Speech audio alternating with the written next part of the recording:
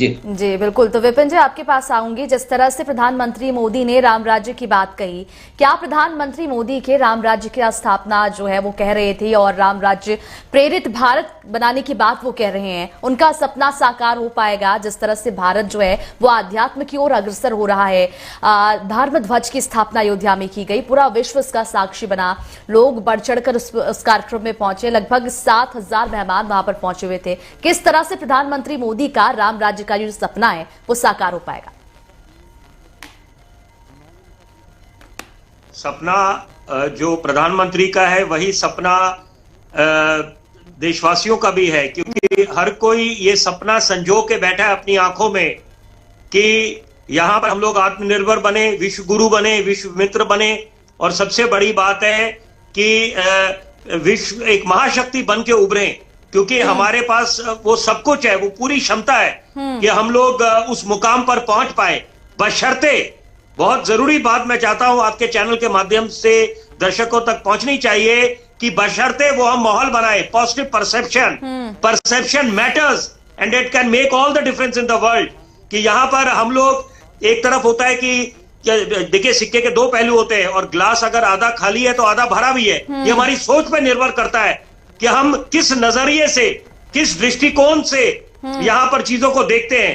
क्या हम देखें कि नहीं यहां पर बहुत सारी चीजें अभी नहीं हो रही, कुछ चीजें जो उपलब्धियां हासिल हुई हैं, और यहां पर उसका हम उस पर क्यों ना खुशी मनाएं, उस पर क्यों नहीं हम लोग ये गर्व महसूस करें। और यहां पर उपलब्धियां जब हासिल होती हैं, सरकार की नीतियों को तो श्रेय जाता ही जाता है, देशवासियों को श्रेय जाता है, क्योंकि सब अपनी तपस्या करते हैं, सब अपना योगदान देते हैं।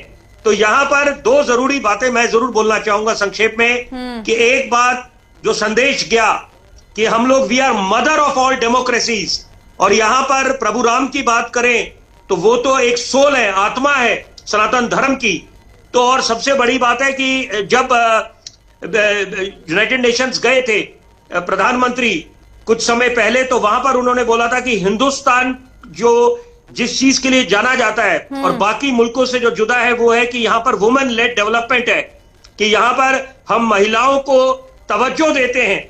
और यही बात है कि तभी ये इस समय हम लोग बिल्कुल ये तय है बात कि ये जो दौर है ये हिंदुस्तान का दौर है। और आज जो एक नई सुबह का आगाज हुआ है ध्वजारोहण समारोह के बाद, तो यहाँ पर अब सबको ये संकल्प लेना चाहिए कि अपनी अपनी भूमिका भी निभाएंगे, और जो चुनौतियां सामने हैं देश के सामने, उससे निपटना है।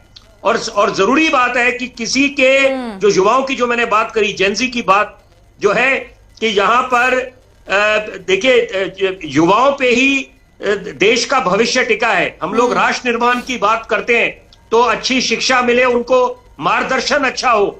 और यहाँ पर प्रधानमंत्री ने कुछ समय पहले एक भाषण में उन्होंने बोला था कि यहाँ पर वो चाहते हैं कि युवा भी राजनीति में आए और अपना इसको एक प्रोफेशन बनाए।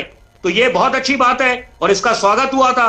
तो यहाँ पर अगर युवाओं को जिम्मेदारी दी जाए तो वो दिन भी दूर नहीं कि जब हम सही मायने में विश्व गुरु बनेंगे। क्योंकि अगर हम आयुर्वेदा की बात करें तो वो हिंदुस्तान आयुर्वेदा की जननी है, और यहाँ पर हमने कई उपलब्धियां जो हासिल करी हैं, तो उसके लिए हमारा लोहा माना जाता है यहाँ पर वैश्विक पटल पर। तो यहाँ पर अब चुनौतियों से भी निपटना है और साथ साथ ध्यान केंद्रित होना चाहिए कि यहाँ पर जो अब वायदे करे गए हैं, कि हम लोग जब बात करते हैं कि एक तो महिलाओं को आगे लेके आना है, उनको आगे और ज्यादा एक अहम भूमिका में उनको जिम्मेदारी देनी है, ताकि यहाँ पर आधी आबादी अगर सशक्त होगी सही मायने में, तो यहाँ पर वो जो सपना सबका साझा है, अब एक कि हम महाशक्ति बने, आत्मनिर्भर बने, विश्व गुरु बने, तो वो भी बहुत जल्दी मुकम्मल होगा। जी बिल्कुल, तो बहुत जल्दी मुकम्मल होगा विश्व गुरु बनने का सपना। और वरिष्ठ